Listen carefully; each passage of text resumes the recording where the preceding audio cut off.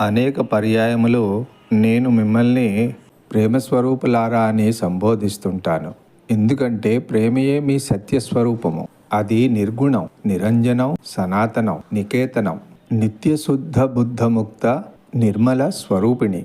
మీరు మీ తల్లిని ప్రేమిస్తున్నారు. ఎప్పటి నుండి?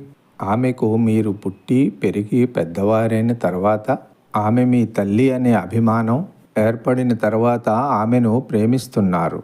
ఆమె నా తల్లి అనే విశ్వాసమే లేకపోతే మీరు ఆమెను ప్రేమించలేరు. కాబట్టి విశ్వాసమే ప్రేమకు మూల కారణం. శాంతి, సత్యము, ఆనందము ఎక్కడో బయట లేదు, మీ అందే ఉన్నది. మీరే శాంతి స్వరూపులు, సత్యస్వరూపులు, ఆనంద స్వరూపులు. వీటి కోసము బయట వెదకటమే మీరు చేస్తున్న పొరపాటు. ఏదీ మీకంటే వేరుగా లేదు. అన్నీ మీ నుండి వచ్చినవే, అంతర్భావం యొక్క ప్రతిబింబమే.